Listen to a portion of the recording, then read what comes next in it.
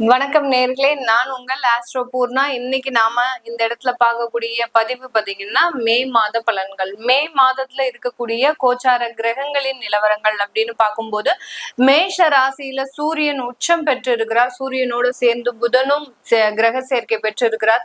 அடுத்து ரிஷப ராசியில சுக்கிரன் ஆட்சி நிலையில இருக்கிறார். மிதுன ராசியில குரு பகவான், சிம்ம ராசியில யூசுவல் கேது பகவான், கும்ப ராசியில ராகு பகவான், மீன ராசியில் காலபுருஷனுக்கு 12ஆம் இடமான அந்த மீன ராசியில சனி செவ்வாய் சேர்க்கை அப்படின்ற மாதிரியாக இந்த மே மாதம் தொடங்குகிறது. இந்த மாதத்துல இருக்கக்கூடிய கோச்சார கிரகங்களின் பெயர்ச்சிகள் அப்படின்னு பார்க்கும்போது மேஷ ராசியில உச்சம் பெறக்கூடிய அந்த சூரியனாகப்பட்டவர் 15ஆம் தேதி பயிற்சி ஆகிறார். அன்றைய தினமே அந்த புதன் பகவானும் பயிற்சி ஆகிறார்.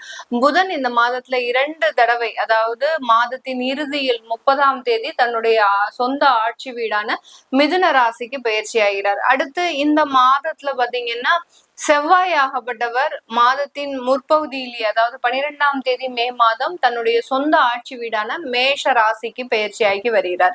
இந்த மாதத்துல அடுத்து அந்த ஆட்சி பெற்ற நிலையில இருக்கக்கூடிய அந்த சுக்கிரன் ஆகப்பட்டவர் 14ஆம் தேதி அந்த ஆட்சி வீட்டில இருந்து காலபுருஷனுக்கு 3ஆம் இடமான அந்த மிதுன ராசிக்கு குருவோடு சேர்க்கை பெறுகிறார்.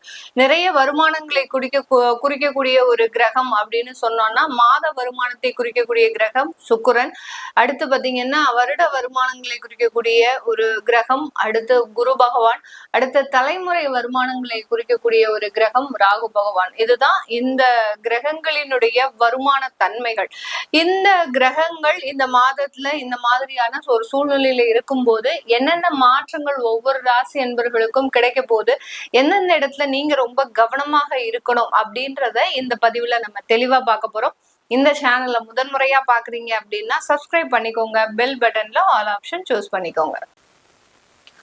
தனுசு ராசி என்பர்களுக்கு இந்த மே மாதம் அப்படின்றது பாத்தீங்கன்னா இவர்களுக்கு நிறைய ஒரு வளர்ச்சிகளை கொடுக்கக்கூடிய ஒரு மாதமாக இருக்கும். ஏன்னா இவர்களினுடைய லாபாதிபதி அப்படின்னு சொல்லக்கூடிய அந்த சுக்கிரன் 7ஆம் இடத்துலயும் 6ஆம் இடத்துலயும் சஞ்சாரம் செய்ய போறார். 6ஆம் இடத்துல இருந்து 7ஆம் இடத்திற்கு பயிற்சியாகி வர்றதுனால இந்த தனுசு ராசி என்பர்களுக்கு அதிக பணவரவுகள் இருக்கக்கூடிய ஒரு மாதமாக தான் இருக்க போகுது. இந்த இடத்துல இந்த தனுசு ராசி என்பர்களினுடைய வேலை பாதிப்புகள் அப்படின்றது பெரிய அளவுக்கு இருக்காது. வேலை இழந்தவர்களுக்கு வேலை வாய்ப்புகள் முக்கியமாக கிடைக்கக்கூடிய ஒரு மாதமாக தான் இந்த தனுசு ராசி என்பர்கள் இருப்பாங்க. இந்த தனுசு ராசி என்பர்கள் பொதுவாகவே பாத்தீங்கன்னா நிறைய ரொம்ப சைலண்டா சில வேலைகளை செய்யக்கூடிய ஒரு நபர்கள். மேக்சிமம் இந்த தனுசு ராசி என்பர்கள் ஒரு சைலண்ட் கில்லரா தான் இருப்பாங்க. ஏன்னா மனதுல நிறைய வெறி இருக்கும், நிறைய ஒரு போராட்டமான ஒரு வாழ்க்கை இருக்கும். அது எல்லாத்தையுமே உடனே வெளிப்படுத்தணும் அப்படின்ற ஒரு மனநிலை இருக்காது.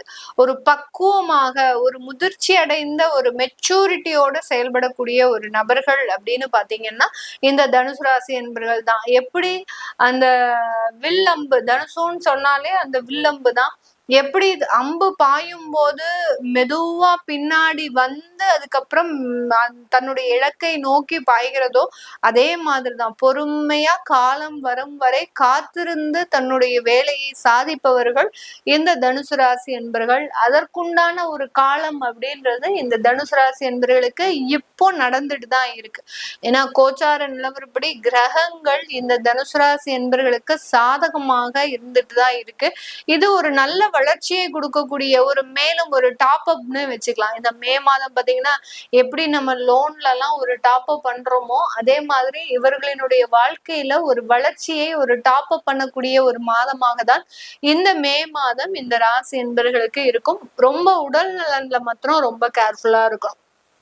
தேவையான அளவுக்கு உடற்பயிற்சிகள் செய்யறது, அதுலயும் முக்கியமா பாத்தீங்கன்னா நடைப்பயிற்சிகள் அப்படின்றது அதிகப்படியாக வாக்கிங் நிறைய போகணும். இந்த தனுசு ராசி என்பர்கள் பாத்தீங்கன்னா உழைக்கிறதுக்கு தயங்காதவர்கள் தான். இந்த காலகட்டத்துல பாத்தீங்கன்னா உங்களுக்கு நீங்க ஒரு ஒரு இடத்துல உட்கார்ந்த மாதிரியாக வருமானம் பார்க்கக்கூடிய ஒரு நேரம் தான்.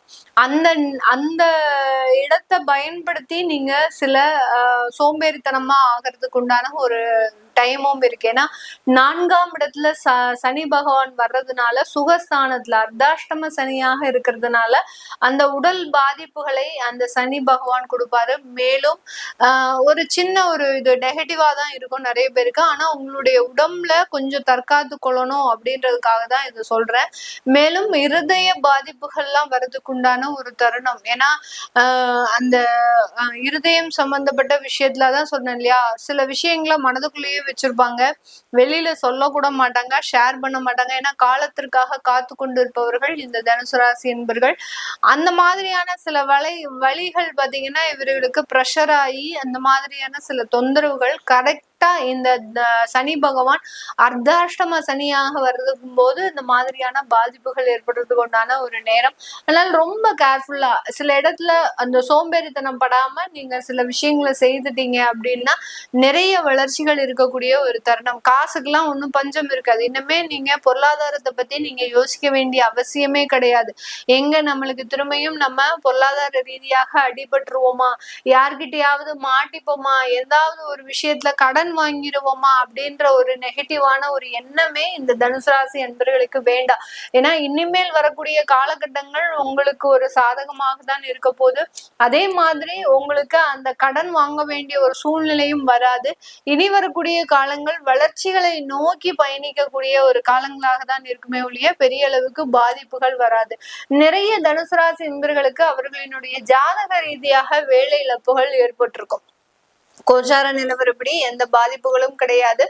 ஜாதக நிலவரப்படி உங்களுடைய வேலை இழப்புகள் ஏற்பட்டிருந்தாலும் அந்த வேலை பாதிப்புகள் எல்லாமே சீராகக்கூடிய ஒரு மாதமாக தான் இந்த மே மாதம் இந்த ராசி என்பர்களுக்கு இருக்க போகுது. அதனால வேலை இழப்புகள் இருந்தாலும் கொஞ்சம் முயற்சி செய்யுங்க. நீங்க ஏற்கனவே முயற்சி செஞ்சுட்டு தான் இருக்கிறீங்க. அந்த முயற்சியில இன்னும் கொஞ்சம் ஒரு % எஃபர்ட் போடுங்க. கண்டிப்பாக நல்ல ஒரு வேலை வாய்ப்புகள் அப்படின்றது கிடைக்கும். உயர்ந்த பதவியோடையே கிடைக்கிறதுக்கு உண்டான ஒரு நேரம். ஏன்னா 6ஆம் இடத்துல அந்த சூரியன் பயிற்சியாகி வர்றதுனால பதவிகளோடு அந்த வேலையும் கிடைக்கிறதுக்கு உண்டான ஒரு நேரமாக தான் இருக்கும். அரசாங்க உத்தியோகம் அப்படின்றது நிறைய பேருக்கு கிடைக்க போது இந்த தனுசு ராசி என்பவர்களுக்கு இந்த மே மாதத்துல. யார் யாருக்கெல்லாம் அரசாங்க உத்தியோகத்திற்காக காத்துட்டு இருக்கிறீங்களோ அவர்களுக்கு எல்லாருக்குமே இந்த மாதம் சாதகமாக இருக்கக்கூடிய ஒரு நேரம். அரசாங்கம் மூலமாக வரக்கூடிய சலுகைகள், அரசாங்கம் மூலமாக கிடைக்கக்கூடிய சில நன்மைகள் எல்லாமே இந்த மாதத்துல இந்த தனுசு ராசி என்பவர்களுக்கு முழுமையாக வந்தடையக்கூடிய ஒரு நேரமாக இருக்க போகுது. 7ஆம் இடத்துல குரு சுக்கிரன் சேர்க்கை இருக்கிறதுனால நல்ல ஒரு அழகான ஒரு பார்ட்னர், நல்ல ஒரு திறமையான ஒரு மனைவி, கணவன், இந்த மாதிரியாக உங்களுடைய களத்திரம் அப்படின்றது அருமையாக அமையக்கூடிய ஒரு நேரமாக இருக்கும். ஒரு ஸ்மார்ட்னஸ் அப்படின்றது அதிகப்படியாக இருக்கும். உங்களுடைய கணவன் மனைவி விஷயத்துல பாத்தீங்கன்னா 2 பேருமே ரொம்ப அறிவுபூர்வமாக செயல்பட்டு 2 பேரும் ஒருத்தருக்கு ஒருத்தர் ரொம்ப அந்யோன்யமாக இருந்து நல்ல ஒரு உறவுகளை மேம்படுத்தக்கூடிய ஒரு தருணமாக தான் இந்த தனுசு ராசி என்பவர்களுக்கு இருக்க போகுது. அதனால கணவன் மனைவி உறவுகள்ல இது வரைக்கும் ஏதாவது பிரச்சனைகள் இருக்கு அப்படின்றவங்க இந்த மாதத்துல இருந்து அதெல்லாமே விலகக்கூடிய ஒரு நேரமாக தான் இருக்கும். அந்த கணவன் மனைவி விவாகரத்து பிரச்சனைகள் கூட இந்த மாதத்துல இருந்து சுமூகமாக ஏற்படக்கூடிய ஒரு நேரமாக இருக்கும். சில பேர் பாத்தீங்கன்னா என்னுடைய கணவர் 1 வருடங்களாக பேசவே இல்லை, 1.5 வருடங்களாக எனக்கு எந்த விதமான கான்டாக்டுமே இல்லை, இந்த மாதிரியாக இருக்கக்கூடிய நபர்கிட்ட இருந்து நான் என்ன எதிர்பார்ப்பு என்னால எதிர்பார்க்க முடியும் அப்படின்னு கேட்கிறவங்களுக்கு கண்டிப்பாக இந்த மாதத்துல உங்களுக்கு அவர்கள்கிட்ட இருந்து ஒரு சாதகமான முடிவுகள், நீங்க அவங்களோட சேர்ந்து வாழக்கூடிய ஒரு தருணம், இது எல்லாமே ஏற்படக்கூடிய ஒரு நேரமாக இருக்க போகுது.